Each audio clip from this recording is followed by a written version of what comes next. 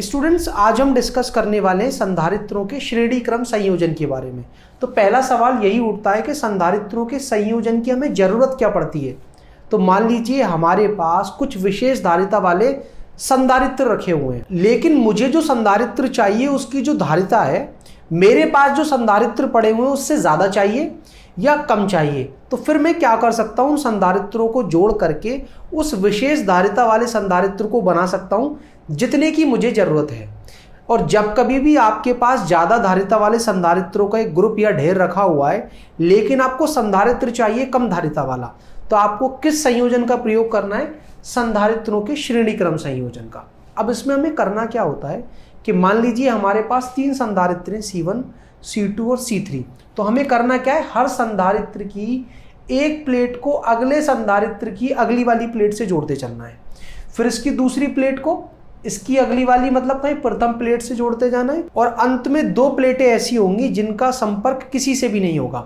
पहले संधारित्र की प्रथम प्लेट और लास्ट वाले संधारित्र की या कहें तीसरे संधारित्र की दूसरी प्लेट, इन दोनों प्लेटों के बीच में आप एक बैटरी कनेक्ट कर दें। अब स्टूडेंट, जैसा कि आप देख पा रहे हो कि मैंने इस वाले बिंदु का जो संपर्क है वो बैटरी के पॉजिटिव टर्मिनल से किया है। तो होगा क्या कि इस वाली प्लेट पर उत्पन्न होगा एक धनावेश, और वो धनावेश मान लेता हूं मैं कितना है, प्लस का Q।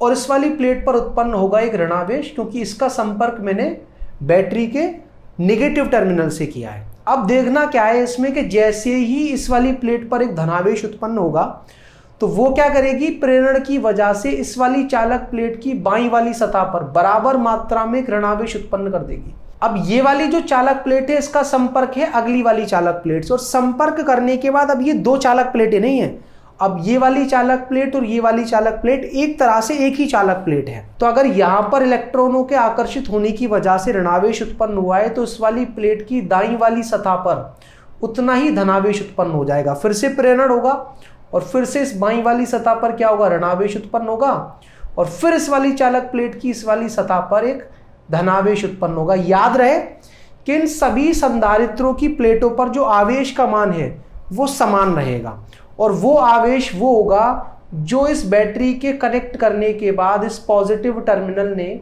या फिर इस नेगेटिव टर्मिनल ने क्या करा है, इन संधारित्रों की प्लेटों पर उत्पन्न किया है। मतलब पहले वाले संधारित्र की प्रथम प्लेट पर उतना ही धनावेश और लास्ट वाले संधारित्र की इस दूसरी वाली प्लेट पर उतना ही ऋणावेश। तो पहली बात तो आपको ये क्लियर हो जानी चाहिए कि बैटरी को लगाने पर श्रेणी क्रम संयोजन में सभी संधारित्रों पर जो आवेश का मान है वो समान आता है, और ये समान मान किसके बराबर होता है, जो बैटरी से बाहर निकला होता है। और दूसरी बात हमें ये भी पता होनी चाहिए कि इन दोनों बिंदुओं के बीच में, मान लेते हैं ये A है और दूसरा बिंदु ये वाला, ये बिंदु B, इनके बीच में अगर बैटरी लगी हुई है तो VA माइनस VB जो है वो बैटरी के बराबर होगा बिंदु A और B के बीच का विभवांतर।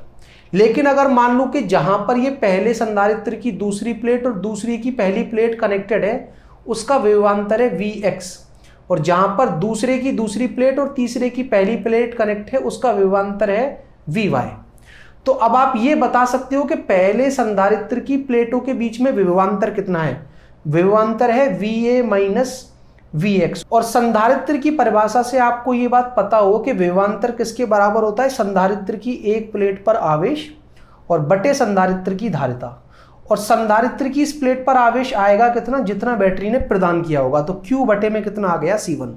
बिल्कुल इसी तरह से अब आप दूसरे संधारित्र के लिए विभवांतर निकाल सकते हो, Vx माइनस Vy, और वो किसके बराबर आ जाएगा, Q2 बटे C2। Q2 भी किसके बराबर होगा, Q के, और बटे में कितना आ जाएगा, C2। और इसी तरह से अगर आप तीसरे संधारित्र की बात करो तो विभवांतर होगा Vy माइनस Vb, और वो बराबर होगा किसके, Q3 बटे C3, जिसको हम लिख सकते हैं Q बटे C3। इसको आप अपना समीकरण नंबर 1 मान लें, इसको समीकरण नंबर 2 और इसको समीकरण नंबर 3। अब स्टूडेंट्स, हमें करना क्या है, इन तीनों ही संधारित्रों को हटा करके एक संधारित्र लगाना है, और उस संधारित्र को हम क्या कहेंगे, इन सभी के तुल्य संधारित्र, और उसकी विद्युत धारिता को कहेंगे तुल्य धारिता। लेकिन वो संधारित्र उन सभी के तुल्य तभी होगा जब वो अकेला संधारित्र मिल करके बैटरी से उतना ही आवेश ले जितना कि तीनों के तीनों मिल करके ले रहे थे। और दूसरी बात, इस पूरी की पूरी प्रक्रिया में हम विभवांतर भी उतना ही लगाएंगे जितना हमने इस संयोजन पर लगाया है। मतलब इन तीनों संधारित्रों को हटा करके हम एक संधारित्र लगाते हैं जिसकी तुल्य धारिता कितनी है, C इक्विवेलेंट।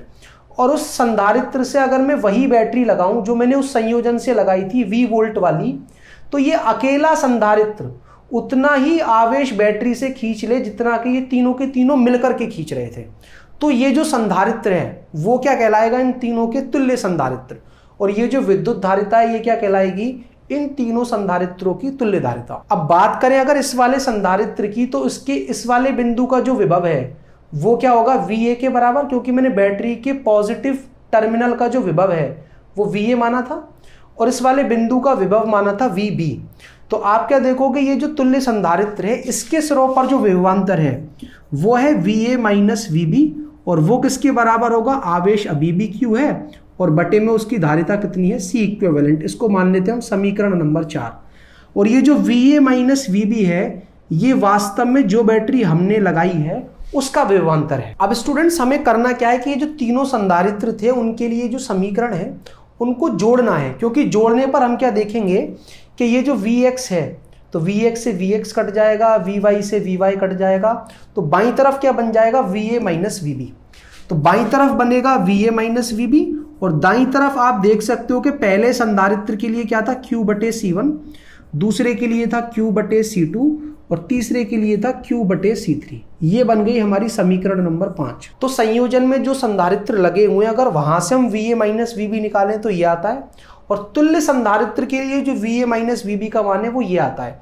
तो VA माइनस VB तो बैटरी का ही विभवांतर है, चाहे आप ऐसे निकालो चाहे ऐसे, वो तो सेम आना चाहिए। तो Q बटे C इक्विवेलेंट किसके बराबर आएगा, Q बटे C1 प्लस Q बटे C2 प्लस Q बटे C3। सभी में से Q बाहर आ जाएगा तो 1 बटे C1 प्लस 1 बटे C2 प्लस 1 बटे C3, Q से Q कट जाएगा तो आप क्या कहोगे, 1 बटे C इक्विवेलेंट। मतलब तुल्य धारिता का जो व्युत्क्रम है वो सभी संधारित्रों की जो धारिताएं हैं उनके व्युत्क्रमों के योग के बराबर होता है। और ये जो हमारा सूत्र है वो 3 ही संधारित्रों के लिए नहीं है, जितने भी संधारित्र हैं सभी के लिए हम इस सूत्र का प्रयोग कर सकते हैं कि अगर हमारे पास 20 संधारित्र हैं तो 1 बटे C1 1 बटे C2 टिल कहाँ तक 1 बटे C20 किसके बराबर हो जाएगा, 1 बटे C इक्विवेलेंट। और स्टूडेंट्स ऐसी भी स्थिति उत्पन्न हो सकती है कि जितने भी संधारित्र हमारे पास है सभी की विद्युत धारिताएं समान है, C1 हो चाहे C2 हो या C3 सभी का मान C है।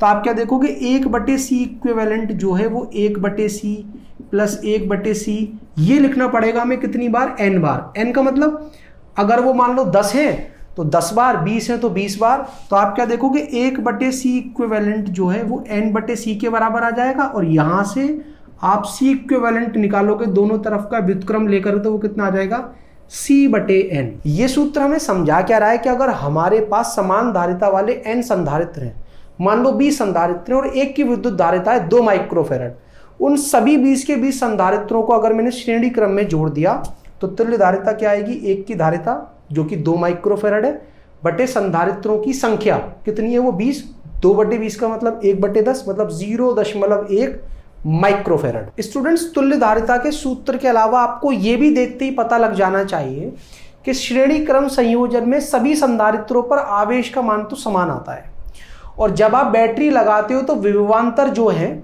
वो धारिताओं के अनुरूप संधारित्रों पर विभाजित होगा। जो बैटरी हमने लगाई है मान लो 50 वोल्ट की, तो वो जो विभवांतर है सभी संधारित्रों पर बटेगा।